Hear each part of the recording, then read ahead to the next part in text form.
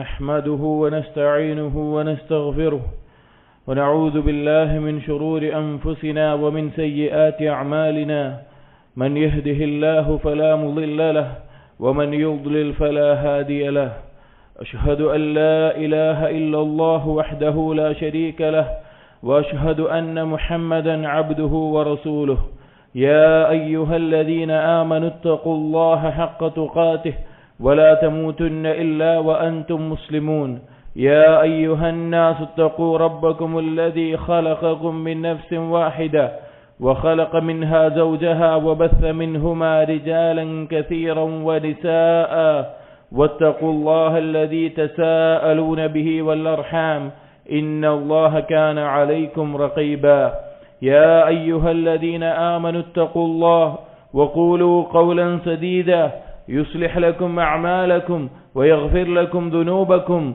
ومن يطع الله ورسوله فقد فاز فوزا عظيما صلوات الله والسلام على نبينا ورسولنا وقدوتنا محمد بن عبد الله وعلى آله وأصحابه وعلى من اتبعهم بإحسان إلى يوم الدين أما بعد فإن أصدق الحديث كتاب الله وخير الهدي هدي محمد صلى الله عليه وسلم وشر الأمور محدثاتها وكل محدثة بدعة وكل بدعة ضلالة وكل ضلالة في النار സത്യവിശ്വാസികളെ അല്ലാഹു സുബ്ഹാനഹു വ തആലയെ സൂക്ഷിച്ച് ജീവിക്കുക.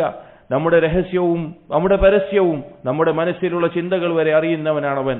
ഒരിക്കൽ നബി സല്ലല്ലാഹു അലൈഹി വസല്ലം സഹാബികളോടായി ചോദിച്ചു. അബൂ ഹുറൈറ റളിയല്ലാഹു അൻഹു ഉദ്ധരിക്കുന്ന ഒരു ഹദീസിൽ കാണാം, മൻ യഖുദു അന്നി ഹൗലായി കലിമാത്ത് ഫയഅമലു ബിഹിൻ ഔ യുഅല്ലിമു മൻ യഅമലു ബിഹിൻ, ആരാണ് എന്നിൽ നിന്ന് ഈ വാചകങ്ങൾ ഏറ്റെടുക്കുക, സ്വീകരിക്കുക, അതനുസരിച്ച് പ്രവർത്തിക്കാൻ വേണ്ടി, അതുപോലെ തന്നെ പ്രവർത്തിക്കുന്ന ആളുകൾക്ക് അത് പഠിപ്പിച്ചു കൊടുക്കാൻ വേണ്ടി ഞാൻ പറയുന്ന വാക്കുകൾ ആരാണ് ഏറ്റെടുക്കുക എന്ന് നബി സല്ലല്ലാഹു അലൈഹി വസല്ലം ചോദിച്ചു. ഈ ഹദീസ് ഉദ്ധരിക്കുന്ന അബൂ ഹുറൈറ റളിയല്ലാഹു അൻഹു ആ സമയം പറഞ്ഞു, അന യാ റസൂലല്ലാഹ്, അല്ലാഹുവിന്റെ റസൂലേ ഞാൻ ഏറ്റെടുക്കാം. ഹദീസ് പഠിക്കാൻ വേണ്ടി നബി സല്ലല്ലാഹു അലൈഹി വസല്ലമയോടൊപ്പം മറ്റെല്ലാ തിരക്കുകളും ഒഴിവാക്കിക്കൊണ്ട് ഒപ്പം നിന്ന സ്വഹാബിയാണ് അബൂ ഹുറൈറ റളിയല്ലാഹു അൻഹു. അവിടുന്ന് പറഞ്ഞു ഞാൻ ഏറ്റെടുക്കാമെന്ന് പറഞ്ഞു. ആ സമയം നബി സല്ലല്ലാഹു അലൈഹി വസല്ലം അബൂ ഹുറൈറ റളിയല്ലാഹുവിന്റെ കൈ പിടിച്ചുകൊണ്ട് 5 കാര്യങ്ങൾ എണ്ണി പറഞ്ഞു കൊടുത്തു. ആ 5 കാര്യങ്ങൾ ജീവിതത്തിൽ പകർത്താൻ വേണ്ടിയും അതുപോലെ തന്നെ അത് പകർത്താൻ തയ്യാറായിട്ടുള്ള ആളുകൾക്ക് പഠിപ്പിച്ചു കൊടുക്കാൻ വേണ്ടിയും നബി സല്ലല്ലാഹു അലൈഹി വസല്ലം പറഞ്ഞു കൊടുത്തു. അതിൽ ഒന്നാമത്തേത് നബി സല്ലല്ലാഹു അലൈഹി വസല്ലം പറഞ്ഞു, ഇത്തഖിൽ മഹാരിം തകുൻ അഅബദൻ നാസ്, നീ ഹറാമുകളെ സൂക്ഷിക്കുക, അതൊഴിവാക്കുക. അങ്ങനെ നീ ജീവിച്ചാൽ ജനങ്ങളിൽ ഏറ്റവും അധികം അള്ളാഹുവിനോട് ഉബൂദിയത്ത് തെളിയിക്കുന്ന, അള്ളാഹുവിന് മുമ്പിൽ അവന്റെ അടിമത്തം തെളിയിച്ചു കൊടുക്കുന്ന ഏറ്റവും നല്ല ഉന്നതമായ ദർജയിൽ നിനക്ക് എത്തിച്ചേരാം എന്ന് നബി സല്ലല്ലാഹു അലൈഹി വസല്ലം പറഞ്ഞു. സഹോദരങ്ങളെ, അള്ളാഹുവിനുള്ള ഇബാദത്ത് എന്ന് പറഞ്ഞാൽ അള്ളാഹു കൽപ്പിച്ച കാര്യങ്ങൾ ചെയ്യുക എന്നത് മാത്രമല്ല, അള്ളാഹു വിരോധിച്ച കാര്യങ്ങൾ ഒഴിവാക്കുകയും വേണം. ഇവിടെ ഇത്തഖിൽ മഹാരിം എന്ന് പറഞ്ഞാൽ എന്തെല്ലാം കാര്യങ്ങളാണോ ഖുർആനിലൂടെ അള്ളാഹു സുബ്ഹാനഹു വ തആലയും ഹദീസുകളിലൂടെ നബി സല്ലല്ലാഹു അലൈഹി വസല്ലം വിരോധിച്ചിട്ടുള്ളത്, ആ കാര്യങ്ങളെ ഒഴിവാക്കുക എന്നുള്ളതാണ്. ധാരാളം ആളുകൾ സൽക്കർമ്മങ്ങൾ ചെയ്യുന്നവർ, ധാരാളം സൽക്കർമ്മങ്ങൾ മുന്നേറുന്നവർ, പക്ഷേ അവരും അള്ളാഹു ഹറാമാക്കിയ കാര്യവുമായി ഒറ്റപ്പെട്ടാൽ അവർക്ക് അതിൽ നിന്ന് പിടിച്ചു നിൽക്കാൻ സാധിക്കാത്ത അവസ്ഥ കാണാൻ സാധിക്കും. സലഫുകൾ പറയാറുണ്ട്, നന്മകൾ ചെയ്യുക എന്നത്, സൽക്കർമ്മങ്ങൾ ചെയ്യുക എന്നത് എല്ലാ ആളുകൾക്കും സാധിക്കുന്ന കാര്യമാണ്. എന്നാൽ അള്ളാഹു ഹറാമാക്കിയ കാര്യങ്ങൾ ഒഴിവാക്കുക എന്നുള്ളത് സിദ്ദീഖുകൾക്ക് മാത്രമേ സാധിക്കുകയുള്ളൂ എന്ന്. ഒന്നാമത്തെ കാര്യം അതാണ്, ഇത്തഖിൽ മഹാരിം തകുൻ അഅബദൻ നാസ്. രണ്ടാമത്തെ കാര്യം നബി സല്ലല്ലാഹു അലൈഹി വസല്ലം പറഞ്ഞു, വർള ബിമാ ഖസമല്ലാഹു ലക് തകുൻ അഗ്നൻ നാസ്, അള്ളാഹു നിനക്ക് എന്താണോ വീതിച്ചു നൽകിയത് അതിൽ നീ തൃപ്തിപ്പെടുക. അങ്ങനെ തൃപ്തിപ്പെട്ടാൽ നിനക്ക് ജനങ്ങളിൽ ഏറ്റവും ധന്യനായി മാറാൻ സാധിക്കുമെന്ന് നബി സല്ലല്ലാഹു അലൈഹി വസല്ലം പറഞ്ഞു. അതേ സഹോദരങ്ങളെ, നമ്മുടെ ജീവിതത്തിൽ നമുക്ക് ലഭിക്കുന്ന എന്തെല്ലാം കാര്യങ്ങളുണ്ടോ, നമ്മുടെ സമ്പത്താവട്ടെ, നമ്മുടെ വീടാവട്ടെ, നമ്മുടെ വാഹനങ്ങളാവട്ടെ, നമ്മുടെ ഇണകളാവട്ടെ, എന്തെല്ലാം അനുഗ്രഹങ്ങൾ ലഭിക്കുന്നുണ്ടോ അതെല്ലാം അല്ലാഹു തആല നമുക്ക് വീതിച്ചു നൽകിയതാണ്. അല്ലാഹുവാണ് ഉപജീവനം വിശാലമാക്കുന്നവൻ. അവന്റെ ഹിക്മത്ത് അനുസരിച്ച് അല്ലാഹു തആല ചില ആളുകൾക്ക് ഉപജീവനം ഞെരുക്കി കൊടുക്കുകയും ചെയ്യുന്നു. എന്നിരുന്നാലും അല്ലാഹു എനിക്ക് വീതിച്ചു നൽകിയതിൽ തൃപ്തിപ്പെടുക, ഖനാഅത്ത് ഉണ്ടാവുക എന്നൊരവസ്ഥ നമുക്കുണ്ടെങ്കിൽ നാം ആയിരിക്കും അഗ്നന്നാസ്, ജനങ്ങളിൽ ഏറ്റവും ധന്യൻ. നബി സല്ലല്ലാഹു അലൈഹി വസല്ലം പറഞ്ഞ വാക്കാണത്. ധന്യത എന്ന് പറഞ്ഞാൽ രണ്ട് രീതിയിൽ കാണാം. ഒന്ന് ഭൗതികമായ സൗകര്യങ്ങളും സമ്പത്തുമെല്ലാം അധികരിച്ചിട്ടുള്ള ധന്യത. രണ്ടാമത്തേത് ഖൽബ് കൊണ്ടുള്ള ഗിന, യഥാർത്ഥത്തിലുള്ള ഗിന ഖൽബ് കൊണ്ടുള്ളതാണ്. സമ്പത്തും സൗകര്യങ്ങളും അധികരിച്ചവൻ ചിലപ്പോൾ അവന്റെ ഉള്ളിൽ ഖനാഅത്തില്ലാത്തതിന്റെ പേരിൽ, അള്ളാഹു വീതിച്ചതിൽ തൃപ്തിപ്പെടാത്തതിന്റെ പേരിൽ അവൻ ദരിദ്രനായിരിക്കും. എന്നാൽ കുറഞ്ഞതാണ് വിഭവങ്ങളെങ്കിൽ കൂടി അള്ളാഹു നദിയിൽ തൃപ്തിപ്പെടുന്ന ഒരുത്തൻ അവനായിരിക്കും യഥാർത്ഥത്തിൽ ധന്യത അനുഭവിക്കുന്നവൻ. രണ്ടാമത്തെ കാര്യം ഇതാണ്. മൂന്നാമത്തെ കാര്യം നബി സല്ലല്ലാഹു അലൈഹി വസല്ലം പറഞ്ഞു, വഅഹ്സിൻ ഇലാ ജാരിക് തകുൻ മുഅ്മിന, നീ നിന്റെ അയൽവാസിയോട് ഏറ്റവും നല്ല രീതിയിൽ ഇഹ്സാൻ ചെയ്യുക. അങ്ങനെ ഇഹ്സാൻ ചെയ്താൽ നീ ഈമാൻ പൂർത്തീകരിച്ചവനാവും, നീ യഥാർത്ഥത്തിലുള്ള ഒരു മുഅ്മിനാകും എന്ന് നബി സല്ലല്ലാഹു അലൈഹി വസല്ലം പറഞ്ഞു. സഹോദരങ്ങളെ, ഒരു മുസ്ലിം വീട്ടിൽ കൊടുക്കേണ്ട ധാരാളം അവകാശങ്ങളുണ്ട്.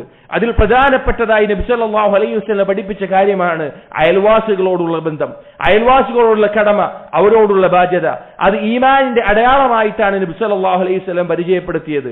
എത്രത്തോളം എന്ന് വെച്ച് കഴിഞ്ഞാൽ നബി സല്ലല്ലാഹു അലൈഹി വസല്ലം പറയുകയുണ്ടായി, ജിബ്രീൽ അലൈഹിസ്സലാം അയൽവാസിയോടുള്ള കടമകൾ പറയുന്നത് കേട്ടത്തിൽ അത് കേട്ടപ്പോൾ ഞാൻ വിചാരിച്ചു പോയി, അനന്തരാവകാശത്തിൽ നിന്നൊരു സ്വത്ത്, ഒരു വിഹിതം അയൽവാസിക്ക് നൽകേണ്ടി വരുമോ എന്ന്. അത്രത്തോളം അയൽവാസിയോടുള്ള കടമകൾ ഒരു മുസ്ലിമിന്റെ മേലെ പഠിപ്പിച്ചിട്ടുണ്ട്. അത് ഈമാനിന്റെ അടയാളവുമാണ്. അയൽവാസികൾ 3 തരത്തിലാണ് ഉണ്ടാവുക. ഒന്നാമത്തേത് ജാറുൻ ഖരീബുൻ മുസ്ലിമുൻ, അയൽവാസിയാണ്, കുടുംബ ബന്ധമുള്ളവനാണ്, മുസ്ലിമാണ്. ഇങ്ങനെയുള്ള ആളോട് ഈ 3 ബന്ധവും അവൻ വെച്ച് പുലർത്തണം. രണ്ടാമത്തേത് ജാറുൻ മുസ്ലിമുൻ, അയൽവാസിയാണ്, മുസ്ലിമാണ്, കുടുംബ ബന്ധമില്ല. ഈ 2 ഹക്കുകളും നീട്ടണം.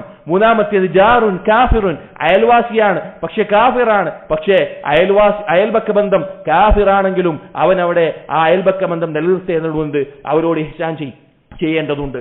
നാലാമത്തെ കാര്യം നബി സല്ലല്ലാഹു അലൈഹി വസല്ലം പറഞ്ഞു, വഹിബ്ബ ലിന്നാസി മാ തുഹിബ്ബു ലിനഫ്സിക്, നിന്റെ സ്വന്തത്തിൽ നീ ഇഷ്ടപ്പെടുന്ന കാര്യം നീ മറ്റുള്ള ജനങ്ങൾക്ക് വേണ്ടി ഇഷ്ടപ്പെടുക. അങ്ങനെ ഇഷ്ടപ്പെട്ടാൽ തകുൻ മുസ്ലിമ, നീ യഥാർത്ഥത്തിൽ ഒരു മുസ്ലിമായി തീരുന്നതാണ്. സഹോദരങ്ങളെ, ഒരു മുസ്ലിം എന്ന് പറഞ്ഞാൽ അവന്റെ ചുറ്റുമുള്ള മറ്റു മുസ്ലിമീങ്ങൾ അവന്റെ നാവിന്റെയും കൈയിന്റെയും ഉപദ്രവങ്ങളിൽ നിന്ന് സുരക്ഷിതനായിട്ടുള്ളവനാണ്. അങ്ങനെയുള്ള ഒരുത്തൻ അവന്റെ ഖൽബ് സുരക്ഷിതമായിരിക്കും. സലാമത്തു സദർ, ഒരാളോടും വിദ്വേഷവും പകയും അസൂയയും വെച്ച് പുലർത്താതെ തനിക്കെന്താണോ ഇഷ്ടപ്പെടുന്നത്, ദുനിയവും ഉഖ്റവിയുമായിട്ടുള്ള എന്തെല്ലാം നേട്ടങ്ങൾ സ്വന്തത്തിൽ ഇഷ്ടപ്പെടുന്നുവോ അത് തന്റെ മറ്റുമുള്ള മുസ്ലിം സഹോദരങ്ങളോടും ഇഷ്ടപ്പെടുന്ന ആളുകളായിരിക്കും യഥാർത്ഥ മുസ്ലിം എന്നുള്ളത്. അപ്പോൾ നബി സല്ലല്ലാഹു അലൈഹി വസല്ലം പറയാൻ, നീ നിന്റെ സ്വന്തത്തിൽ ഇഷ്ടപ്പെടുന്നത് നിന്റെ ചുറ്റുമുള്ള മുസ്ലിം സഹോദരങ്ങൾക്കും ഇഷ്ടപ്പെടുക. അങ്ങനെ ഇഷ്ടപ്പെട്ടു കഴിഞ്ഞാൽ നീ യഥാർത്ഥത്തിൽ ഒരു മുസ്ലിമായി തീരുന്നതാണ് എന്ന് നബി സല്ലല്ലാഹു അലൈഹി വസല്ലം അറിയിച്ചു. അഞ്ചാമത്തെ കാര്യം നബി സല്ലല്ലാഹു അലൈഹി വസല്ലം പറഞ്ഞു, ലാ തുക്സിറു الضحك فإن كثرة الضحك تميت القلب, നീ അധികമായി ചിരിക്കരുത്, നീ നിന്റെ ചിരി അധികരിപ്പിക്കരുത്. അങ്ങനെ നീ അധികമായി ചിരിച്ചാൽ അത് നിന്റെ ഖൽബിനെ മരിപ്പിച്ചു കളയും എന്ന് നബി സല്ലല്ലാഹു അലൈഹി വസല്ലം പറഞ്ഞു. സഹോദരങ്ങളെ, ചിരി എന്നത് മനുഷ്യന് പ്രത്യേകമായി നൽകിയിട്ടുള്ള കാര്യമാണ്. മൃഗങ്ങൾ ചിരിക്കാറില്ല. ഒരു ചിരി എന്ന് പറഞ്ഞാൽ ഒരു കാര്യം കേട്ട് മനസ്സിലാക്കിയതിന്റെ അടിസ്ഥാനത്തിലോ അല്ലെങ്കിൽ എന്തെങ്കിലും ഒരു കാഴ്ച കണ്ട് മനസ്സിലാക്കിയതിന്റെ അടിസ്ഥാനത്തിലോ ഉണ്ടാകുന്നതാണ്. അത് മൃഗങ്ങൾക്ക് ഉണ്ടാവുകയില്ല. അതുകൊണ്ട് തന്നെ ചിരി അനുവദനീയമാണ്. നമുക്ക് ഏറ്റവും മാതൃകയായിട്ടുള്ള നബി സല്ലല്ലാഹു അലൈഹി വസല്ലം പുഞ്ചിരിക്കാറുണ്ട്. തന്റെ സഹോദരന്റെ മുഖത്ത് നോക്കി ചിരിക്കുന്നത് പുണ്യമാണെന്ന് പഠിപ്പിച്ചിട്ടുണ്ട്. എന്നാൽ അത് അധികരിച്ചുകൊണ്ട്, പൊട്ടിച്ചിരിച്ചുകൊണ്ട്, പരിധി ലംഘിച്ചുകൊണ്ട് ചിരിക്കുക എന്നുള്ളത് നാം ഏറ്റവും അധികം സൂക്ഷ്മതയോടുകൂടി ജീവസുറ്റതായി കാത്തു സൂക്ഷിക്കുന്ന, നമ്മുടെ ഖൽബിനെ ഖസ്വത്ത് ബാധിക്കുന്ന, അതുപോലെ തന്നെ അതിനെ മരിപ്പിച്ചു കളയുന്ന കാര്യമാണ് എന്ന് നബി സല്ലല്ലാഹു അലൈഹി വസല്ലം പറഞ്ഞിട്ടുണ്ട്. നബി സല്ലല്ലാഹു അലൈഹി വസല്ലം തന്നെ പറഞ്ഞില്ലേ സ്വഹാബികളോട്, ലൗ തഅലമൂന മാ അലം ലളഹിഖ്തും ഖലീല വലബകൈതും കസീറ, ഞാൻ അറിഞ്ഞതെങ്ങാനും നിങ്ങൾ അറിഞ്ഞിരുന്നെങ്കിൽ നിങ്ങൾ വളരെ കുറച്ചു മാത്രമേ ചിരിക്കുകയുള്ളൂ, ധാരാളമായി കരയുമായിരുന്നു. അതെ, അധികരിച്ച ചിരി എന്നത് നമ്മുടെ പരലോകത്തെ മറപ്പിക്കുകയും നമ്മുടെ ഖൽബിനെ മരിപ്പിക്കുകയും ചെയ്യും. എന്നാൽ അല്ലാതെയുള്ള പുഞ്ചിരികൾ ഇസ്ലാം പ്രോത്സാഹിപ്പിച്ചിട്ടുള്ള കാര്യമാണ്. സഹോദരങ്ങളെ, നബി സല്ലല്ലാഹു അലൈഹി വസല്ലം ഈ 5 കാര്യങ്ങൾ പഠിപ്പിച്ചു കൊടുക്കുന്ന പറഞ്ഞത് ഇത് പ്രാവർത്തികമാക്കാൻ ആരുണ്ട് തയ്യാറെന്ന് ചോദിച്ചുകൊണ്ടാണ്. അതുപോലെ തന്നെ ഇത് മറ്റുള്ളവർക്ക് പഠിപ്പിച്ചു കൊടുക്കാൻ ആരാണ് ഇത് ഏറ്റെടുക്കുക എന്ന് പറഞ്ഞുകൊണ്ടാണ്. അതുകൊണ്ട് നമ്മുടെ ജീവിതത്തിൽ ഈ 5 കാര്യങ്ങൾ പ്രാവർത്തികമാക്കുകയും അതുപോലെ തന്നെ മറ്റുള്ള ആളുകൾക്ക് പഠിപ്പിച്ചു കൊടുക്കുകയും ചെയ്യുക. ഒന്നാമത്തേത് നബി സല്ലല്ലാഹു അലൈഹി വസല്ലം പറഞ്ഞു, ഇത്തഖിൽ മഹാരിം തകുൻ അഅബദൻ നാസ്, ഹറാമുകളെ നീ സൂക്ഷിക്കുക, ഒഴിവാക്കുക. അങ്ങനെ ചെയ്താൽ ജനങ്ങളിൽ ഏറ്റവും അധികം അല്ലാഹുവിനോട് ഉബൂദിയത്ത് തെളിയിക്കുന്ന ആളായി ഉന്നതമായ ദർജയിൽ നിനക്ക് എത്താൻ സാധിക്കും. രണ്ടാമത്തേത് പറഞ്ഞു, വർദ ബിമാ ഖസമല്ലാഹു ലക് തകുൻ അഗ്നൻ നാസ്, അള്ളാഹു നിനക്ക് വീതിച്ചതെന്താണോ അത് കുറവായാലും കൂടുതലായാലും അതിൽ നീ തൃപ്തിപ്പെടുക. എന്നാൽ നീ ജനങ്ങൾ ഏറ്റവും ധന്യനായി നിനക്ക് മാറാൻ സാധിക്കും. മൂന്നാമത്തേത് പറഞ്ഞു വഹ്സിൻ ഇലാ ജാരിക് തകുൻ മുഅ്മിന, നിന്റെ അയൽവാസിയോട് നീ ഇഹ്സാൻ ചെയ്യുക, നീ മുഅ്മിനാകുന്നതാണ്. നാലാമത്തേത് പറഞ്ഞു വഹിബ്ബ ലിന്നാസി മാ തുഹിബ്ബു ലിനഫ്സിക് തകുൻ മുസ്ലിമ, നിന്റെ സ്വന്തത്തിന് നീ ഇഷ്ടപ്പെടുന്നത് നിന്റെ സഹോദരങ്ങൾക്കും ഇഷ്ടപ്പെടുക, നീ യഥാർത്ഥ മുസ്ലിം ആകുന്നതാണ്. അഞ്ചാമത്തേത് പറഞ്ഞു വലാ തുക്സിറു വഹിക്, നീ അധികമായി ചിരിക്കരുത്, അമിതമായി ചിരിക്കരുത്. ഫഇന്ന കസ്റതു വഹിക് തുമീതുൽ ഖൽബ്, ചിരി പരിധി ലംഘിച്ച് അതിരുവിടുക എന്നുള്ളത് ഖൽബിനെ ഖസ്വത്ത് ബാധിക്കുന്ന, ഖൽബിനെ മരിപ്പിച്ച് കളയുന്ന കാര്യമാണ് എന്ന് പറഞ്ഞു. അഖൂലു ഖൗലി ഹാദാ അസ്തഗ്ഫിറുല്ലാഹ ലി വലക്കും വസ്തഗ്ഫിറു ഇന്നഹു ഹുവൽ ഗഫൂറുർ റഹീം.